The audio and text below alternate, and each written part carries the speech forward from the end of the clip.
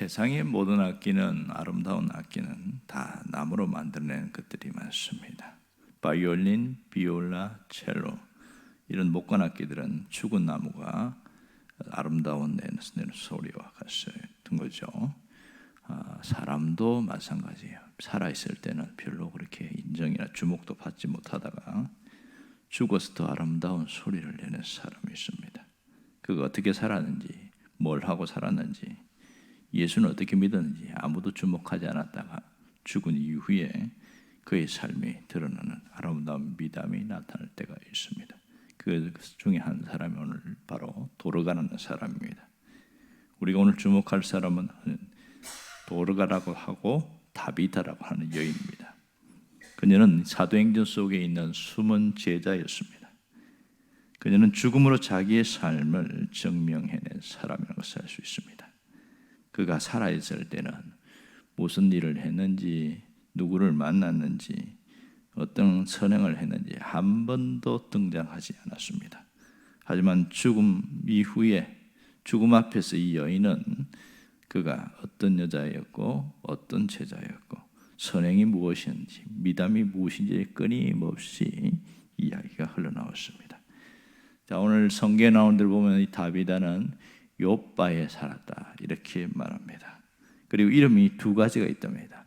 히브리식 이름과 헬라식 이름이 있습니다. 히브리식 이름은 다비다다. 여러분, 이 여인이 유대인이라는 것을 알 수 있죠. 헬라식 이름은 도르가라고 그랬습니다. 둘 다 사슴 같은 뜻을 갖고 있습니다. 이 두 가지 이름을 갖고 있다는 것은 이 헬라인들, 당시의 그들 사람들한테도 인정을 받았다는 것을 알 수가 있겠죠. 근데 그가 특별한 것이 오늘 특성이 한 두 가지가 나타나는데, 하나는 제자라 이렇게 표현합니다. 앞에 오늘 제일 먼저 보면 36절에 욥바에 다비다라는 여제자가 있으니 이렇게 표현합니다. 이 사도행전의 저자가 누가인데 그는 직업이 의사이다 보니까 아주 디테일하게 자세하게 보는 그런 특성이 있습니다. 누가가 보니까 욥바에 있는 이 다비다는 굉장한 특성이 있는데 그것이 제자다 이렇게 표현하지 않고 여제자다 이렇게 말합니다. 성경에 여제자는 여기에 딱 유일하게 한 번 나옵니다. 그리고 제자들은 다 남자였습니다. 여자가 제자가 된다는 것은 쉬운 일이 아닌 거죠. 당시에는 남성 구조의 사회였고 여자는 숫자에 들어가지 않았기 때문에 그 속에서 여자로서 제자의 삶을 산다. 굉장히 어려운 거죠. 이게 누가가 보니까 그걸 발견한 거예요. 이 다비다라는 여인은 여제자로 살았다. 이게 남자 속에서 어떻게 살았는지를 알 수 있습니다. 이 말은 그는 여자기 때문에 환경에 순응하는 그런 삶을 사는 것이 아니고 환경을 돌파하는 그런 삶을 살았습니다. 여성은 불편함이지만 불가능한 건 아니다. 이 생각을 하고 그러면 여자로서 살 수 있는 게 뭔가 이것을 찾기 시작한 것이죠. 놀라운 것은 남들이 할 수 없는 것들을 찾아서 해내는 그런 일을 했기 때문에 제자라는 말을 썼습니다. 이 제자라는 말 속에는 신앙심이 아주 돈독하다. 이것이 그 속에 포함되어 있음을 알 수 있습니다. 오늘 보니까 여자로서 보니까 남자의 안목으로는 안 보이던 게 보이는 거예요. 그게 뭐냐면 과부들이 옷을 입고 다니는데 같은 옷을 10년, 어떤 사람은 다 누더기같이 떨어진 것을 20년째 입고 다니는 게 이게 보이는 거예요. 이것은 나 여자로서의 삶이 너무 피폐하지 않냐. 그래서 자기 재산을 털어가면서 옷을 짓기 시작한 게 이 도르가가 한 일이었습니다. 겉옷과 속옷을 지어서 이 여인들에게 나눠주기 시작한 겁니다. 두 번째 특성은 뭐냐면 그거는 인정받느냐 안 받느냐에 관심을 갖지 않았다는 것이 특징입니다. 전혀 의식하지 않았습니다. 오늘 36절에 보면 선행과 구제하는 일에 심히 많더니 이렇게 표현합니다. 이 심이라는 단어가 헬라어에 두 가지 뜻이 있는데요. 영어로 말하면 풀, 가득 차다 이런 뜻입니다. 헬라어는 플레레스 이런 단어인데 하나는 가득 차다, 맥시멈 이런 뜻입니다. 그러니까 그는 최선을 다하여 일했다 이런 뜻이 있고요. 또 하나는 영어로 말하면 always, 항상 이런 뜻입니다. 그의 선행과 구제가 항상 이어졌다. 기분이 좋을 때도 기분이 나쁠 때도 감정에 상관없이 그렇게 했고, 또 남들이 알아주든지 안 알아주든지 상관없이 그 일을 항상 했다, 이런 표현이 있습니다. 그러니 이 다비다가 이게 선행과 구제가 심히 많았다는 것을 통해서 그는 이 일을 위하는데 최선을 다했고 항상 변함없이 자기의 맡은 일을 감당했다, 이렇게 말합니다. 근데 그 여인이 죽었어요. 그 39절에 보면 베드로가 루다에, 바로 요바하고 가까운 데니까 거기에서 모시고 옵니다. 뭐 가까운 데라고 해도 편도 5시간이에요. 5시간 걸어가서 베드로 모시고 오면 적어도 10시간이 지났겠죠. 자, 이렇게 해서 베드로가 왔을 때에 이 과부들이 자신들이 도르가를 통해서 이 다비다를 통해서 어떤 도움을 받았는지 선행에 대해서 쫙 이야기하는데 전거품을 딱 가져옵니다. 겉옷과 이 속옷을 딱 갖다 주면서 이렇게 했습니다. 그럽니다. 여러분, 겉옷이라는 게 뭐예요? 우리는 양롱을 열면 사계절용 겉옷이 있습니다. 하지만 유대인들은 겉옷이 딱 한 벌입니다. 겉옷은 굉장히 비싸요. 그것은 밤에 잘 때 이불로도 사용합니다. 오죽하면 구약의 율법에 보면 겉옷을 저당 잡혔는데 이것을 다시 돌려주지 않아서 밤에 얼어 죽는 일이 생기면 그 돛 돌려주지 않은 사람에게 살인죄를 씌웠습니다. 간접 살인이랍니다. 그만큼 겉옷에 대해서는 굉장히 중요하게 여겼습니다. 예수님이 지나갈 때 겉옷을 벗었다, 그것은 보통 헌신의 표현이 아닙니다. 그만큼 소중하게 여겼는데 일단 비싸요. 비싸다는 게 특징이고, 또 하나 더 감동적인 건 뭐냐면 속옷입니다. 이 겉옷은 해주면 금방 드러납니다. 새 옷 입었네. 누가 해줬냐? 이거 다비다가 해준 거라고. 나도 그랬다고. 이렇게 금방 드러나니까 사람들에게서 소문에 소문을 탑니다. 하지만요, 속옷은 보이지 않습니다. 100벌을 해주든지 1000벌을 해주든지 전혀 알 수가 없어요. 그러니 속옷까지 해줬다는 것은, 이것은 정말 대단한 일이죠. 어떤 분이 이 다비다의 모습을 통해서 이렇게 표현한 것을 아주 봤어요. 아주 감동적이에요. 겉옷은 사랑이고 속옷은 감동이다. 겉옷은 필요를 채워주고 속옷은 마음을 채워주는 것이다. 겉옷은 육신을 챙기는 것이고 속옷은 영혼을 챙기는 것이다. 아주 표현을 참 잘했어요. 그만큼 그의 선행과 구제가 얼마나 대단했는가 하는 것을 보여주는 것이죠. 이 다비다가 죽었을 때 이제 바로 그 시체를 묻지 않습니다. 유대인들은 3일장이 아니고요 1일장입니다. 하루 지나면 바로 이렇게 갖다 묻습니다. 너무 더우니까. 그런데 이 다비다의 시체를 염을 해서 다락에다가 서늘한 곳에다 놨다는 거예요. 그러니까 베드로가 갔다가 오니까 10시간이 걸렸으니까 하루가 지난 거죠. 근데도 장례식을 안 하는 거예요. 베드로한테 울면서 살려달라고 애원하는 겁니다. 아마 처음엔 베드로도 그냥 이 사람들, 살아있는 사람들을 그냥 위로해주고 그렇게 기도해주고 가려고 생각했던 모양입니다. 그러다가 이 다비다의 한 일을 듣고 마음에 막 굉장히 감동이 온 거예요. 그 하나님 앞에 하나님 살려주면 좋겠습니다. 그런 마음에 와서 사람들 다 물려보내고 기도를 하는데 보면 오늘 무릎을 꿇고 기도했다, 이렇게 나옵니다. 유대인들은 기도할 때 무릎 안 꿇습니다. 서서 기도합니다. 그리고 하늘을 우러러 보면서 기도합니다. 이게 일반적인 기도 모습이에요. 근데 무릎을 꿇고 기도했다는 것은 정말 간절할 때입니다. 아주 특별할 때 무릎을 꿇고 하나님, 이 다비다를 영혼을 살려달라고, 육체를 회복시켜달라고 그렇게 기도한 거예요. 자, 그런 다음에 기도 끝난 다음에 죽어있는 다비다, 염을 했으니까 완전히 숨이 끊어졌죠. 그 다비다를 향하여 다비다야 이렇게 소리친 거예요. 그런데요, 죽은 시체가 그 말을 알아듣는 거예요. 다비다가 반응하기 시작하는 겁니다. 다비다야 일어나라, 달리타 쿰 이렇게 했어요.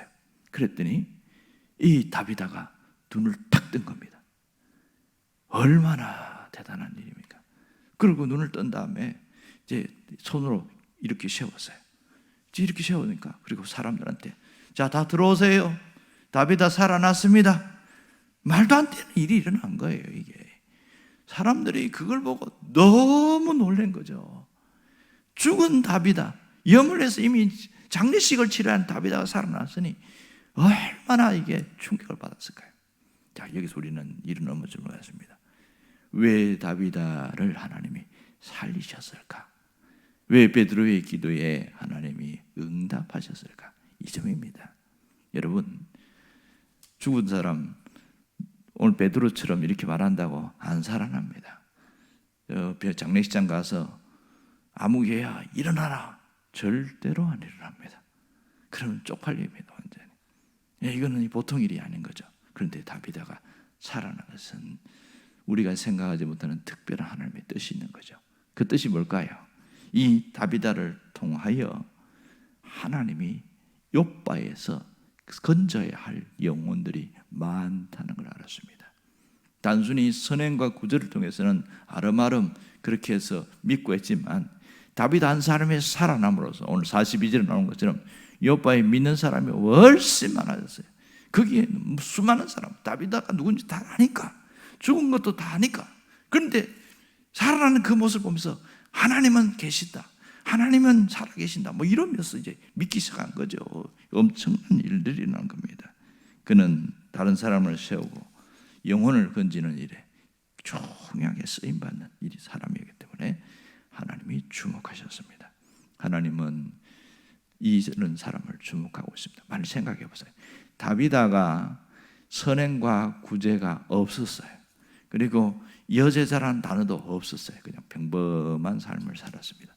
그런데 마음에 불쌍한 마음이 생겨서 마침 베드로 사도가 근처에 있길래 막 애걸복걸해가지고 이렇게 얘기했다면 어떻게 됐을까? 과연 베드로 마음에도 그런 마음이 안 생겼을 거고 하나님도 굳이 살려야 할 이유가 없었겠다, 그런 생각 안 듭니까? 그가 살아있을 때에 사람을 돌보는 일을 우선시했고 다른 사람들 윤택하고 풍성하게 만드는 그 일을 한 것을 하나님이 기억하셨다는 거죠. 이 점이 굉장히 중요합니다.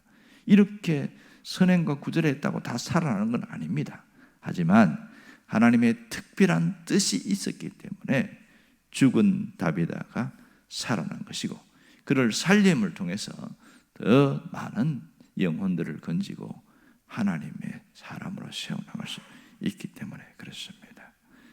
여러분, 우리는 이 성경을 보면서 다비다의 삶은 참 부러워하면서 다비다와 같은 삶을 사는 것은 어렵다 이런 생각을 합니다. 저건 너무 어려운 일이야. 저건 아무나 하는 일이 아니야. 저건 특별한 은사를 가진 사람만 하는 거야. 다비다는 특별한 은사가 있으니까 하는 거지. 우리는 그런 은사가 없어서 못해. 이미 딱 단정 지어버려요. 그런 사람들이 굉장히 많습니다. 여러분, 우리 사람들 중에 보면 나는 섬김의 은사가 없어 이러고 싹 입 닦아버리고 돌아서는 사람들이 굉장히 많습니다. 그러면 굳이 이 다비다 사건을 성경에 기록할 이유가 없었겠죠. 이걸 왜 기록했겠어요? 이것은 은사적인 부분이 아니고 신앙적인 부분인 것을 가르쳐 주려고 그런 거죠. 신앙인들이 어떤 삶을 살아야 되는지 다비다를 통해서 보여주고 있고 또 하나님이 어떤 사람을 기억하고 있는지 이걸 통해 보여주는 겁니다. 때로는 우리가 다비다처럼 죽은 육체가 살아나진 않지만 분명한 것은 우리의 삶이 피폐하고 우리의 삶이 여러 가지로 구멍나고 문제가 생긴 그런 곳에는 하나님이 반드시 살린다는 것을 이 말씀을 통해서 한번 볼 수 있기를 바랍니다. 사람은요, 자기의 육체를 위해 산다고 행복한 삶을 사는 건 아니에요. 어떤 분이 읽은 책, 제가 쓴 책을 보니까 파스칼이 그런 얘기를 했던 것 같아요.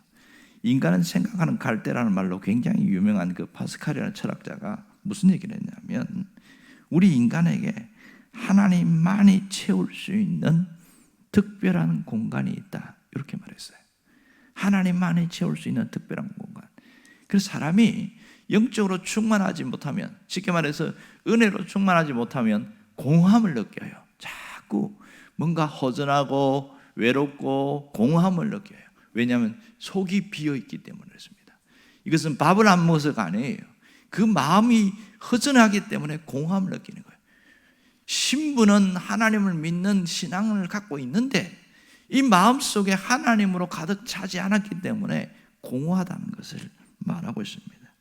그래서 그 어떤 분이 뭐라고 하냐면, 절대로 채워지지 않는 배, 허기진 배, 텅 빈 배가 우리 속에 있다, 그 얘기를 했습니다. 이것은 돈으로도 채워지지 않고 뭔가 자기가 성공을 해서 뭔가 이루는 것으로 채우지 않는 그 빈 공간이 있다는 거예요. 그건 누가 채웁니까? 하나님만이 채울 수 있다, 이렇게 이야기합니다. 그래서 이분이 쓴 내용에 보니까 하나님만이 채울 수 있는데, 그럼 열심히 교회 다니고 예배 드리고 하면 채워지냐? 사실은 하나님만이 채우는데 그렇게 해서 채워지긴 하지만 일부분이다, 이런 이야기입니다. 이분의 지론은 뭐냐면, 하나님만이 채우는데 예수님이 이 땅에 뭐하러 왔냐? 섬기러 왔지 않느냐? 그러면서 사람들을 구원한 걸 봐라. 예수님을 믿으면 우리가 영원히 구원받는다. 그러면 구원받은 사람, 살아있는 사람, 어떤 삶을 살아야 되냐? 섬기는 삶을 살 때 거기에 하나님의 임재가 있다. 이런 논리예요. 이게 읽고 보니까 감동이 되는 거 있죠. 그러니까 섬기는 삶, 그 속에는 그 하나님의 구원과 거기에 성령의 열매가 다 들어있다는 겁니다. 쭉 읽어가는데 우리가 성령의 열매는 사랑과 희락과 화평과 오래 참음, 자비, 양선, 충성, 온유, 절제 이야기하는데, 그것이 누군가를 섬길 때, 주님의 마음을 가지고 섬길 때 그게 그 속에 다 녹아 들어간다는 거예요. 사람이 그러면서 거기에서 내가 마음이 가득 차는 것을 느낀다는 겁니다. 공허한 사람들은 섬김을 통해서 달라진다, 그 얘기를 하는데 마음이 좀 감동이 됐습니다. 여러분, 섬김은 선택 과목이 아니라 필수 과목입니다. 해도 되고 안 해도 되는 그런 선택이 아니라 필수라는 것을 알아야 합니다. 누가복음 6장 38절에 보면 주님은 이 섬김에서 굉장히 강조하면서 이런 말을 했습니다. 주라, 그리하면 너희에게 주실 것이요, 이렇게 이야기했습니다. 곧 후이되고 누르고 흔들어 넘치도록 너희에게 안겨주리라. 너희가 헤아리는 그 헤아림으로 너희도 그 헤아림을 받을 것이다. 하나님은 이 섬김의 삶을 수도 없이 이야기하는데, 주님이 직접 오셔도 자기 신이 섬겼어요. 예수님이 뭐라고 이야기합니까? 마가복음 이 중요한 얘기하고 있잖아요. 마가복음 10장 45절을 보면 굉장히 핵심 메시지를 보는데 뭐라고 하냐? 인자가 온 것은, 내가 온 것은 뭐하러 온 것이냐? 나는 대접받으러 온 게 아니다. 섬기려 하고 다른 사람을 섬기기 위해서 왔다, 이렇게 이야기합니다. 영혼을 건지는 일이 섬기는 일이라는 거예요. 그리고 많은 목숨을 다른 사람들을 위하여 대속물로 왔다. 이게 섬김이라는 겁니다. 우리는 섬김이라는 그 용어를 너무 좁게 생각하고 있는 거예요. 내가 저 사람을 예수의 사랑으로 그 뭔가를 좋은 말을 해주고 뭔가를 주었을 때에 그 섬김입니다. 저 영혼을 건지는 일을 했을 때 그거 섬김이에요. 이것이 섬김입니다. 여러분, 섬김은 방법, 모습은 다양합니다. 내가 있는 위치에서 이 꼭 가난한 과부와 어려운 사람만 도와주는 게 섬김이 아님을 알 수 있습니다.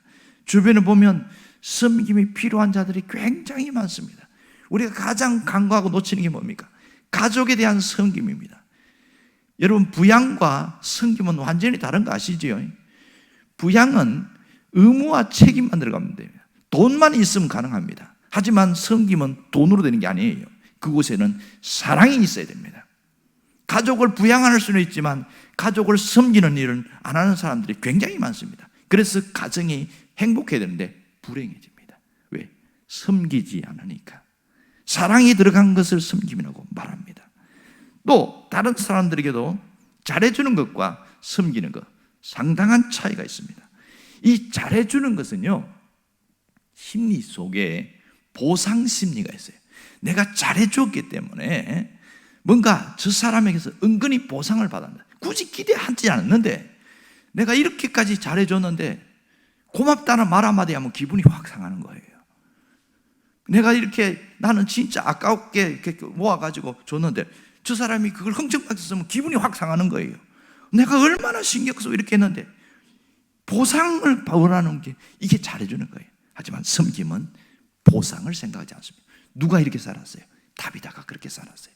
인정을 해주든지 인정을 안 해주든지 그에게 칭찬을 하지 않아도 고맙다는 말을 하지 않아도 이건 하나님 앞에서 하는 거야. 나는 주님을 섬기는 거야. 이러면서 했다니까요. 진정한 섬김은 예수님을 생각하고 하는 일입니다. 가족 안에도 내가 섬기는 것은 예수님을 생각하는 거예요. 이 섬김 속에는 사랑이 있지만 또 뭐가 있어요? 배려라는 게 있습니다. 상대방의 말에 대한 배려, 저 사람에 대한 이해에 대한 배려, 이 사랑과 배려가 섬김의 꽃인 거죠. 그것이 없이 하는 것은 돈으로 다 해결할 수 있습니다. 그는 결코 섬김이라고 말할 수 없는 것이죠. 이 다비다는 오늘 주목하고 보면 그가 사고로 죽은 게 아니고 병들어 죽었다 이렇게 말합니다. 병들어 죽었다. 이 말은 사고로 죽으면 열심히 잘 섬기다가 하고 넘어가 버리는 거예요. 그런데 병들어 죽는다는 것은 내가 건강할 때 잘 섬겼어요. 근데 몸에 병이 들었어요. 아, 그러면 하나님 나 이만하면 됐지요. 나 이제 오늘 좀 쉴랍니다. 이제 그만할랍니다. 그런데 이 다비다는 병들어 가면서도 자기 몸이 아프면서도 계속 섬겼다는 거예요. 몸이 아프고 나니까 뭐가 보이냐? 병든 사람이 보이기 시작해요. 마음 자기가 아프고 나니까 얼마나 병든 사람이 힘들게 사는 게 보이는 거예요. 그래서 누굴 찾아갔을까요? 병든 자를 찾아간 거죠. 건강할 때에는 남들이 보지 못하는 이 과부들을 섬기고 있지만 몸이 병들었을 때에는 병든 자를 찾아갑니다. 자기가 아프니까 그러면서 나도 아프지만 그렇지만 하나님을 바라보고 끝까지 이겨냅시다. 우리의 소망은 하나님께 있습니다. 이 땅이 끝이 아닙니다. 하나님 거를 바라보고 갑시다. 이러면서 그러면서 가다가 죽은 거예요, 이게. 그러니 그 다비다는 정말 주님의 마음으로 가득 차 있었고 그것을 하다가 산 거예요. 얼마나 귀한지 모릅니다. 하나님은 지금도 섬길 자를 찾고 있습니다. 또한 그 섬기는 자의 삶을 일으키고 있다는 것을 잊지 않기를 원합니다. 이 다비다를 하나님이 베드로를 보내서 다시 살아나게 한 것은 단순한 육체가 살아난 정도의 이상의 것이 있습니다. 뭘 보여주고 있습니까? 우리의 삶을 일으키시는 하나님을 보라는 거예요. 나의 섬김을 통해서 하나님께서 다른 사람도 살리지만 내 삶을 일으킨다는 것을 보라는 겁니다. 하나님은 주님의 마음을 가지고 섬기는 자를 귀하게 여긴다는 겁니다. 여러분이 그 사람 되기를 주의 이름으로 축원합니다. 기도하겠습니다.